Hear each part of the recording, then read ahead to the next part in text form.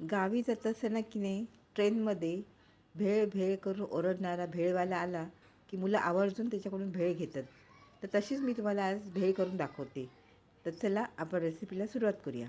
तर मी इथे एक कांदा घेतलेला आहे, 2 मिरच्या घेतलेल्या आहेत, कोथिंबीर घेतलेली आहे आणि लिंबू घेतलेला आहे.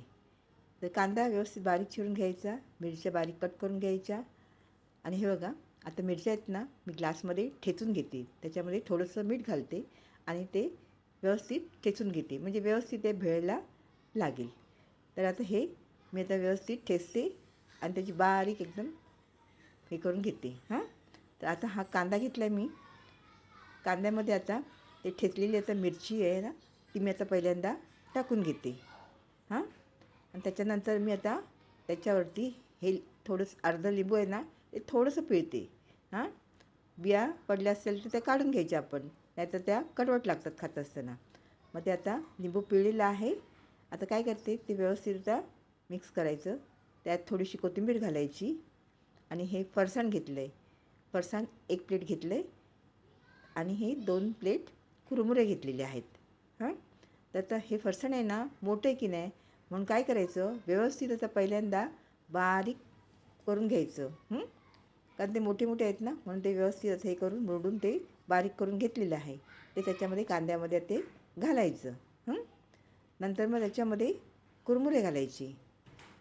ते दोन्ही प्लेट घेतलेत ना कुरमुरे, ते आपण त्याच्यामध्ये टाकायचे आणि व्यवस्थित आता हे असं मिक्स करून घ्यायचं.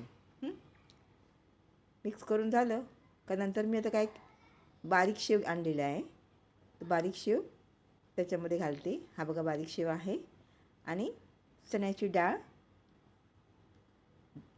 घेतली आहे, ती पण त्याच्यामध्ये घालते. आता हे वरून बारीक शेव घालते आणि चण्याची डाळ घालते. हे बघा बारीक शेव घातलेला आहे आणि चण्याची डाळ पण आता घातलेली आहे. आता परत त्याच्यावरती थोडीशी आता आपण कोथिंबीर घालून घेऊया.